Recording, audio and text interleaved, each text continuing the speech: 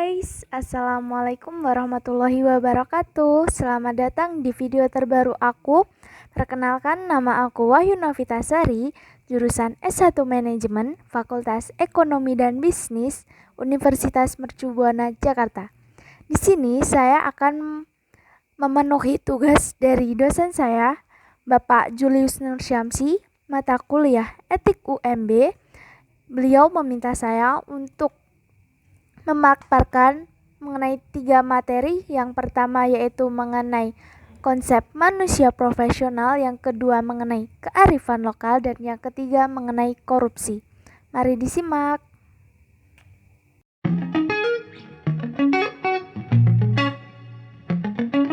Oke, di sini kita akan belajar mengenai materi yang pertama ya. Materi yang pertama ini mempelajari mengenai konsep manusia profesional.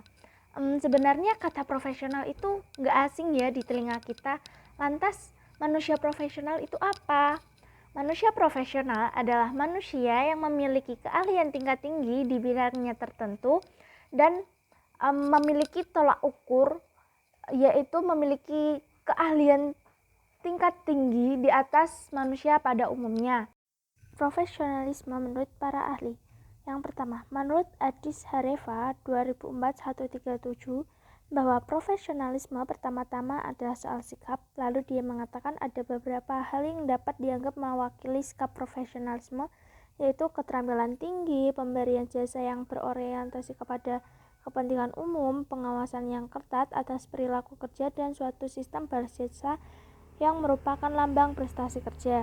Dan selanjutnya menurut Agustiono 2004-35 mengatakan bahwa untuk profesionalisme aparatur paling tidak ada 2 nilai yang harus dikembangkan, yaitu tugas dan peranan harus senantiasa bertujuan melayani kepentingan umum.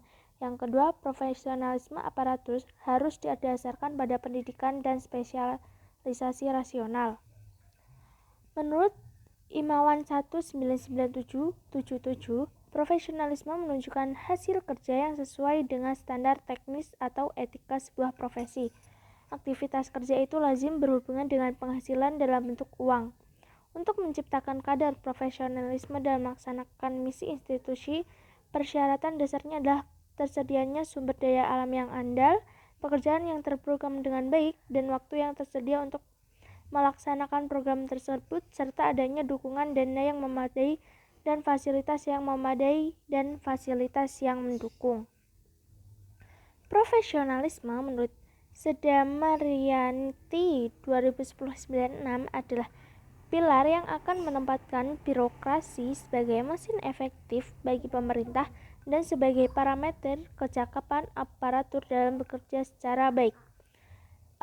Dan menurut Siagian 2001-63 menyatakan bahwa yang dimaksud dengan profesionalisme adalah keandalan dalam pelaksanaan tugas sehingga terlaksana dengan mutu tinggi, waktu yang tepat, cermat, dengan prosedur yang mudah dipahami dan diikuti oleh pelanggan.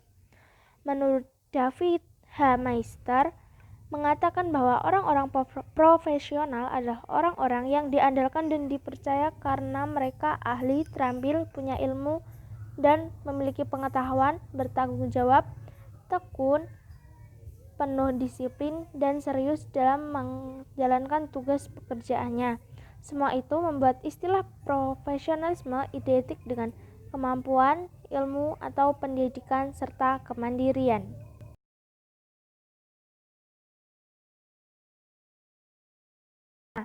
Lalu, apa sih ciri-cirinya manusia profesional?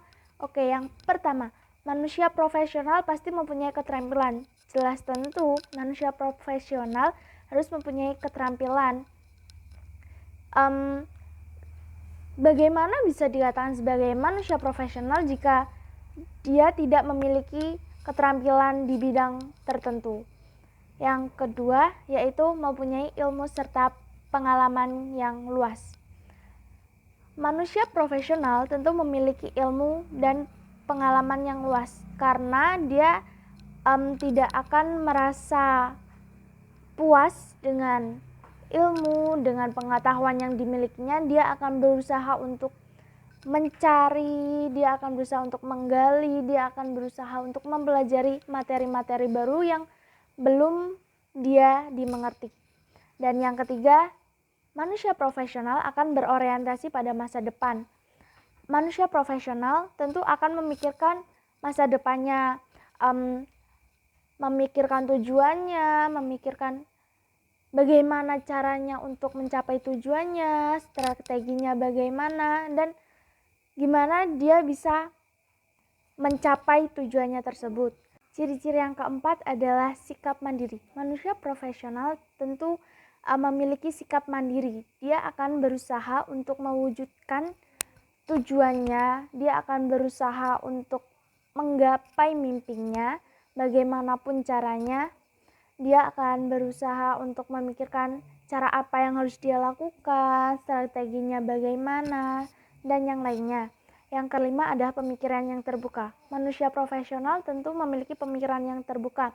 Dia akan menerima setiap pendapat dan kritikan dari seseorang yang diberikan kepadanya, entah itu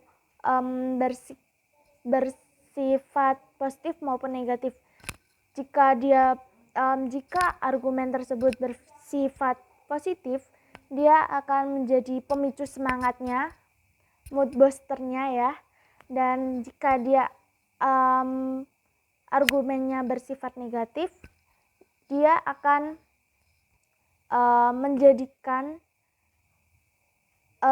sebagai motivasi lebih.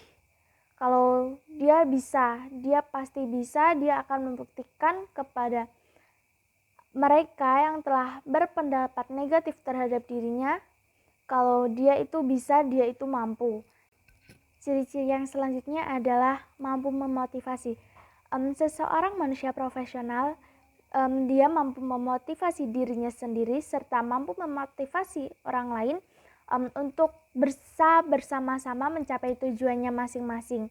Nah, profesional itu diharapkan bisa terjadi di semua bidang dan di setiap profesi yang dilakukan oleh setiap individu. Karena untuk mencapai keberlangsungan hidup yang lebih baik dan meningkatkan kualitas masyarakat itu diperlukan dengan profesional tingkat tinggi. Dan salah satu contohnya adalah menjadi seorang guru. Menjadi seorang guru tidak hanya untuk sebagai pekerjaan, tetapi dia juga mengabdikan dirinya menjadi seorang guru kepada negara untuk membimbing anak-anak bangsa menjadi lebih baik. Dan di dalam profesi sebagai guru tersebut juga didukung oleh kode etik. Lalu apa itu kode etik? Dan apa sih tujuan dari kode etik itu? Kode etik adalah aturan atau pedoman yang mengontrol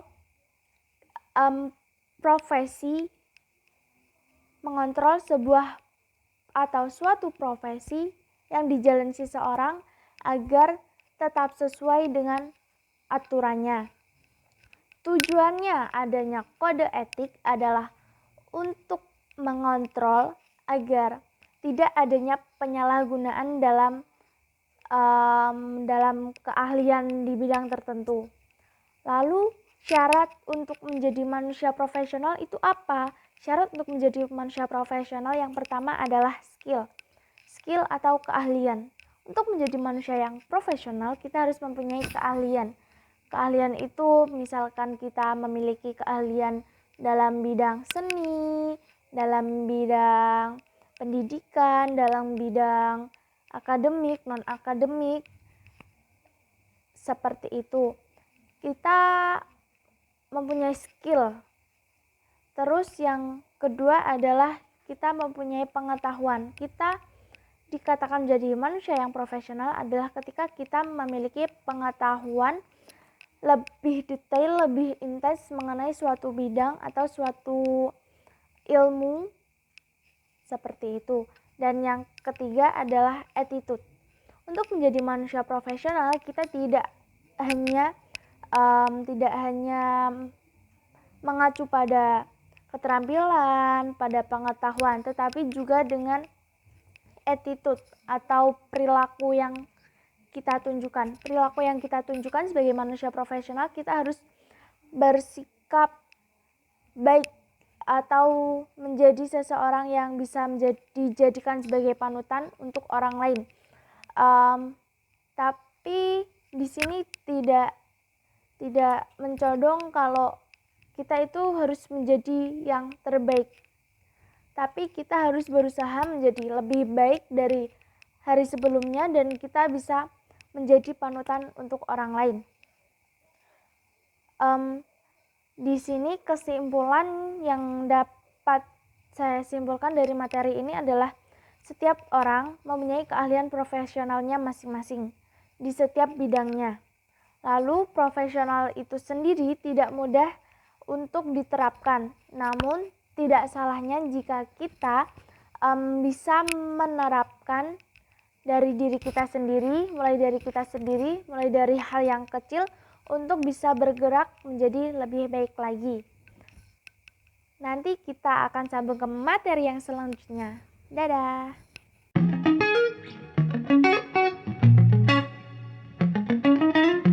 Halo, kita sambung materi yang selanjutnya ya. Materi yang kedua yaitu mengenai kearifan lokal. Indonesia adalah negara yang memiliki banyak suku, banyak budaya, banyak ras, banyak adat istiadat, agama, atau bisa dikatakan sebagai masyarakat yang multikultural. Dan Indonesia itu terbagi menjadi begitu banyak pulau yang tersebar dari Sabang sampai Merauke. Di setiap daerah atau pulau itu mempunyai tradisinya masing-masing dan itu menjadi kearifan lokal bagi bangsa Indonesia. Lalu apa ya itu kearifan lokal? Nah, kearifan lokal itu dibagi menjadi berasal dari dua kata, yaitu kearifan atau wisdom yang berarti kebijaksanaan, dan yang kedua adalah lokal yang berarti setempat. Jadi kearifan lokal adalah bagian dari budaya suatu masyarakat yang tidak dapat dipisahkan dari masyarakat itu sendiri.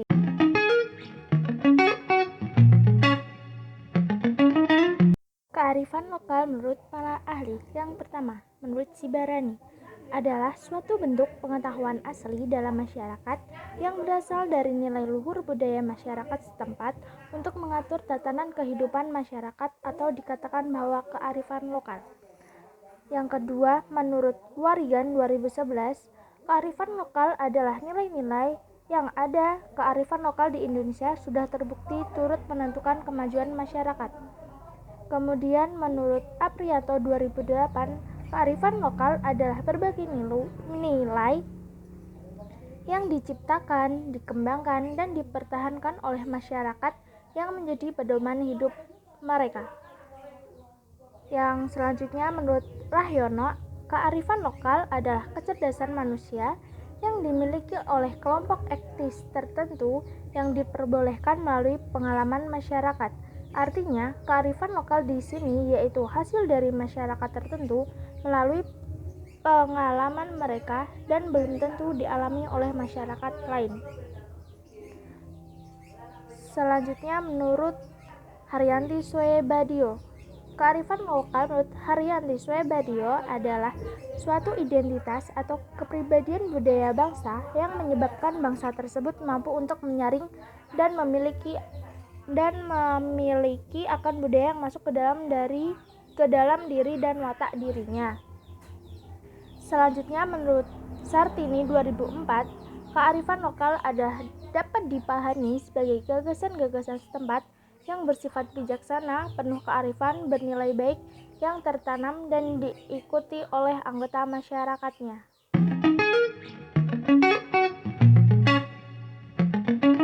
Lalu apa sih ciri-ciri dari kearifan lokal? Nah, ciri-ciri yang pertama dari kearifan lokal adalah kemampuan mengendalikan. Suatu daerah ketika mempunyai suatu kearifan lokal, dia akan mampu mengendalikan kearifan lokal tersebut dan mampu menjaganya untuk keberlangsungan kehidupannya. Dan yang kedua adalah benteng pertahanan dari pengaruh budaya luar. dengan adanya kearifan lokal yang dijaga tadi, itu akan menjadi sebuah benteng yang dapat membentengi sesuatu masyarakat dari pengaruh kebudayaan luar dan dan bisa menjadi benteng untuk tetap terjaganya sebuah kearifan lokal. Ciri-ciri yang selanjutnya adalah mampu mengakomodasi budaya luar, yaitu dia bisa menyesuaikan budaya luar atau budaya asing yang masuk ke dalam lingkungan masyarakat yang sudah memiliki budaya sebelumnya. Budaya sebelumnya yang dimaksudkan adalah kearifan lokal tersebut. Yang keempat adalah memberi arah perkembangan budaya. Jadi dengan adanya kearifan lokal itu akan menjadi sebuah aturan yang sudah mengatur mengenai perkembangan budaya yang ada di masyarakat tersebut. Yang kelima adalah mengintegrasi budaya luar dan budaya asli. Lalu apa sih fungsi dari kearifan lokal? Nah, yang pertama adalah konservasi dan pelestarian SDA. Konservasi dan pelestarian SDA yang di sini yang dimaksudkan adalah misalkan contohnya adalah kearifan lokal hutan larangan adat di Provinsi Riau. Di dalam hutan larangan itu dia ada aturan yang tidak memperbolehkan untuk menebang pohon dan berusaha untuk menjaga kelestarian sumber daya alam, sehingga kelestarian sumber daya alam yang ada di hutan larangan tersebut masih asri dan masih bisa lestari sampai saat ini. Dan yang kedua adalah pengembangan SDM. Pengembangan SDM yang dimaksudkan adalah misalkan sebuah kearifan lokal itu dapat mengembangkan SDM-nya, mempunyai amanat-amanat tersendiri di dalam kearifan lokal tersebut. Dan yang ketiga adalah sebagai petuah, kepercayaan, dan pantangan. Dengan adanya kearifan lokal, itu bisa mengandung di dalam kearifan lokal itu akan mengandung amanat, petuah, terus untuk pantangan-pantangan agar masyarakat yang ada di tempat tersebut atau masyarakat setempat dapat menjadi masyarakat yang bisa dianggap baik, agar sesuai dengan aturan yang telah berlaku di tempat tersebut. Nah, sekarang kita lanjut materi yang berikutnya, yaitu materi yang ketiga mengenai korupsi. Korupsi ya. Korupsi sebuah hal yang sangat-sangat tidak asing di telinga kita, dan korupsi itu sudah ada ya di Indonesia ya. Korupsi di Indonesia sudah mengakar sejak dulu, sejak pemerintahan kolonial Belanda ada di Indonesia dan menjajah Indonesia, dan sampai sekarang pun masih terjadi dan dianggap sebagai kebiasaan, sebagai budaya dari kaum elit atau yang biasa dilakukan oleh politisi ya, atau pemerintahan daerah. Lalu apa sih korupsi itu? Korupsi juga diartikan sebagai tindakan setiap orang yang dengan tujuan untuk menguntungkan diri sendiri atau orang lain, atau biasa disebut korporasi. Korupsi itu juga bisa disebutkan sebagai tindakan penyalahgunaan wewenang, kesempatan, atau sarana yang telah disediakan kepada seseorang yang dapat merugikan keuangan negara dan perekonomian negara. Nah, korupsi ini itu memiliki ciri-ciri. Nah, ciri-cirinya misalkan adalah yang pertama, melibatkan lebih dari satu orang. Biasanya korupsi itu melibatkan lebih dari satu orang. Dia akan berusaha untuk menjalin kerjasama dengan orang lainnya agar tujuan tersebut dapat dicapai dengan maksimal dan menjadi lebih baik, walaupun tujuan tersebut bersifat buruk ya untuk negara kita sendiri. Nah, yang kedua, korupsi sendiri bersifat rahasia. Jelas korupsi bersifat rahasia. Korupsi bersifat rahasia yang dimaksudkan adalah dia melakukan sebuah tindakan itu dengan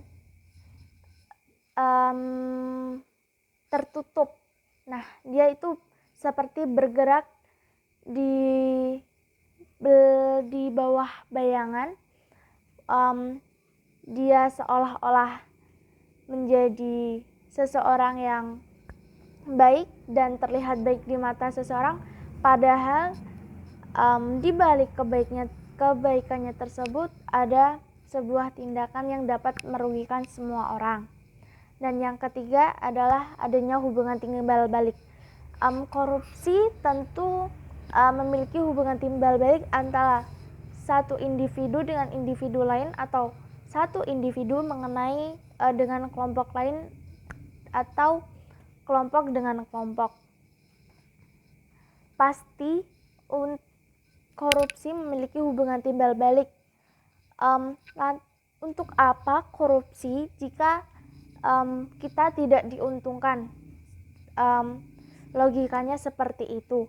Dan yang selanjutnya adalah mengandung penipuan.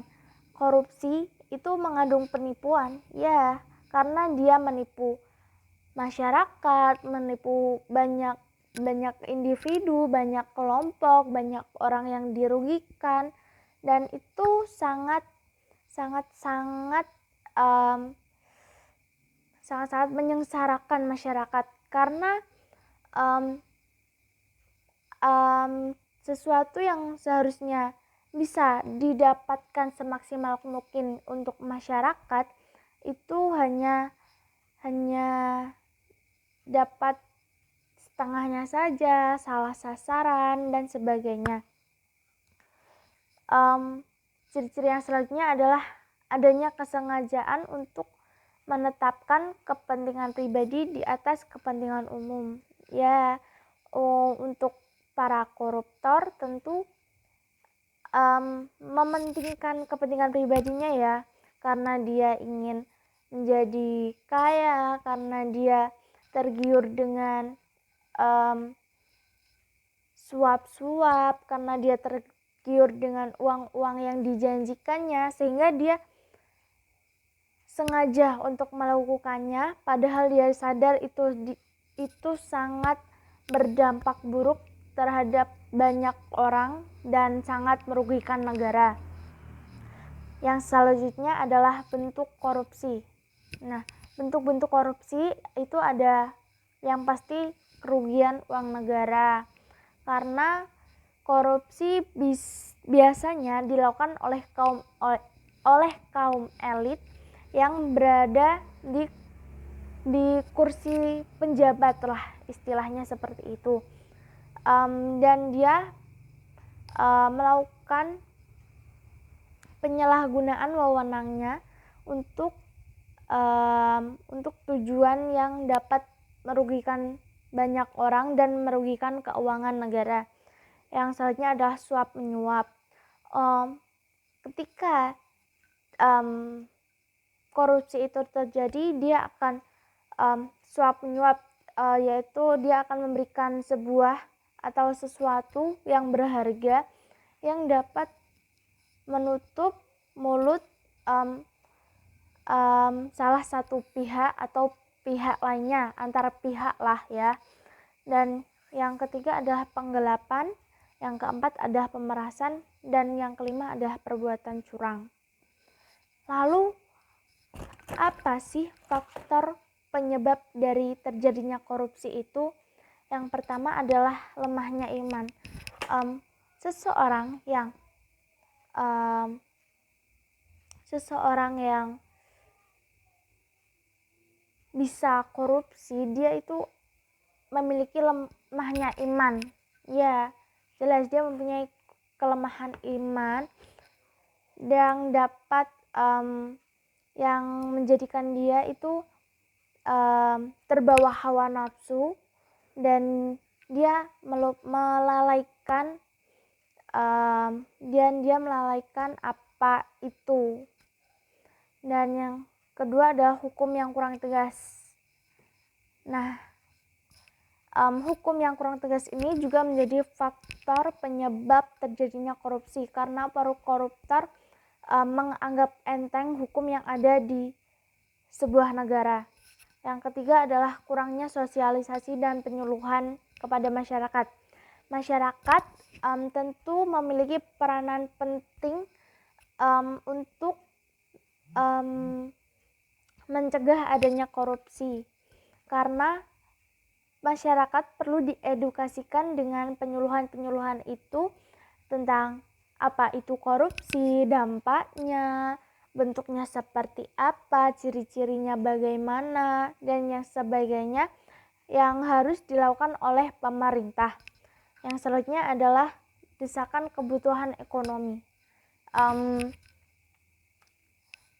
Menurut saya pribadi, korupsi itu biasa dilakukan oleh kaum elit yang tentunya secara ekonomi dia sudah cukup. Lalu untuk apa lagi dia melakukan korupsi? Ya karena ya lemahnya iman tadi.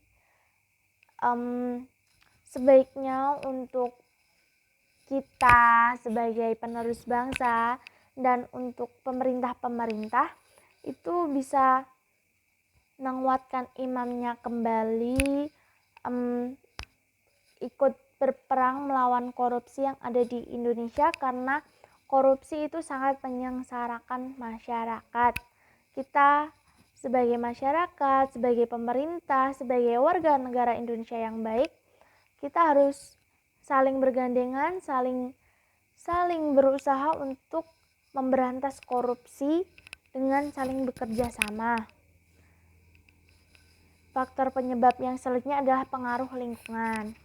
Dan cukup sekian dari saya. Apabila salah Pak.